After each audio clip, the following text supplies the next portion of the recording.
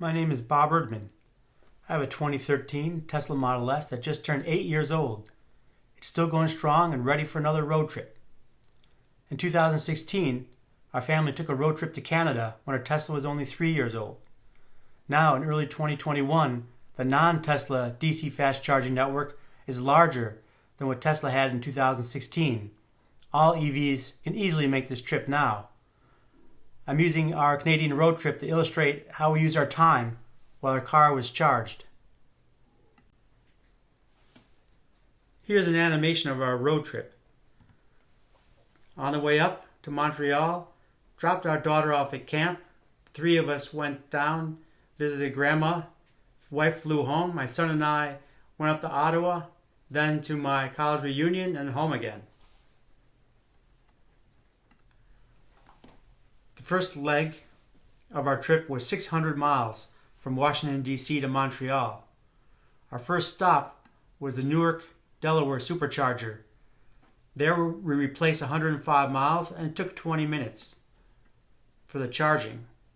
The family and I, my wife and two teenagers, went to Starbucks when that took 30 minutes, so a little bit longer than the charge.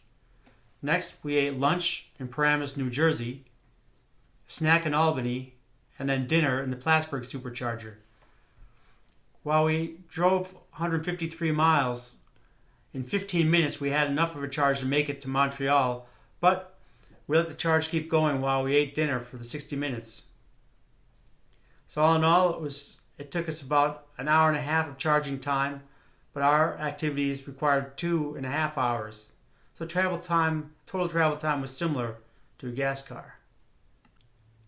This map is from PlugShare. It shows all the level 3 DC fast chargers, excluding those from Tesla, which are not open to non-Tesla EVs. It has all the locations we used for our trip to Montreal. As long as an EV that can go 200 miles or more is used, there is not a huge difference between using a gas car or an EV for long road trips. You just have to plan to eat and catch up on email while the car is charging. Here are some visuals to give you a picture of the different types of chargers. Using 120 volts to charge will add 3 miles to the Tesla Model S for each hour of charging. A lighter electric vehicle may get up to 4 or 5 miles added back each hour. A level 2 charger will add around 27 miles back each hour of charging. You'll find these chargers in garages, in people's homes, hotels, and museums like this one. A level 3 DC fast charger like this Supercharger can add hundreds of miles back each hour. We were alone at this one, but it can charge up to 12 EVs at once. I'm going to compare level 1, 2, and 3 charging. Level 1 charging uses the lowest voltage, around 120 volts.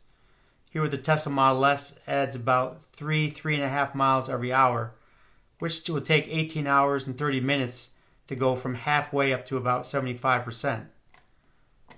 Level 2 charging, which is here adding 27 miles every hour, would take 2 hours and 19 minutes to get from halfway to about 85%.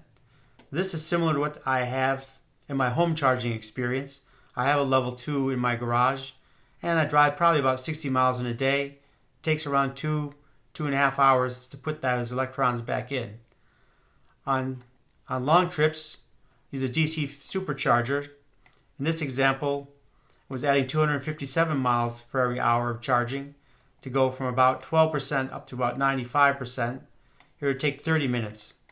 Now I want to remind you this is a 2013 Tesla Model S, 8 years old. Some of the newer ones will start out at 1,000 miles an hour and really charge much faster.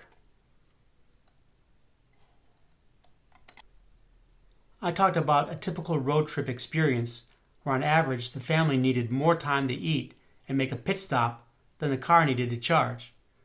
When I'm by myself on a road trip, in addition to eating, I also catch up on email. Then, when I arrive at my destination, my email backlog is small.